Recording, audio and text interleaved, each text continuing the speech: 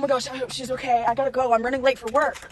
That scenario was a simple example of a fascinating psychological concept termed the fundamental attribution error.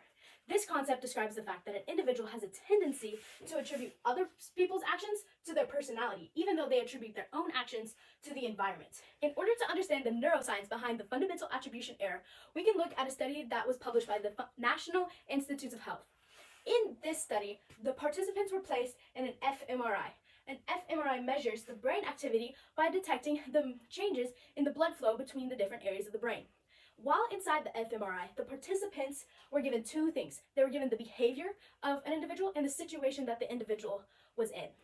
The participants were tasked with determining if the behavior was due to the person's personality or if it was due to their situation. So by using the blood oxygenation levels, it was discovered that the dorsolateral prefrontal cortex was very active when a person decided that the behaviors were due to their situation. Versus when a person determined that personality was caused the person's behavior, the precuneus posterior cingulate cortex and the amygdala was very active during this process. And what is fascinating is the prefrontal cortex, which is about right here, is very active in determining and making very sound decisions. Versus the amygdala is our fight or flight sense. So you might be wondering, why does this matter? See, in the same study that was done, they asked the second question, do you like this person that they presented to them? And if they presented them with a positive behavior and the person attributed it to their personality or disposition, then that was associated with an increase in liking. And vice versa with the negative behaviors. If a negative behavior was presented to the person and they associated it with their behavior, then that was associated with a decrease in liking. So because of this, the fundamental attribution error has made its way and made an impact on the corporate world.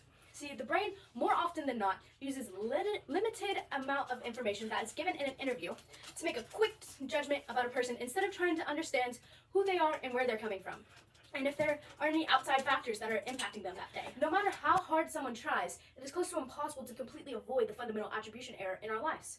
All that we can do is minimize its effects, and we can do this by simply understanding that it does occur. See, understanding that the brain does make quick judgments about people can actually help a person stop making quick judgments.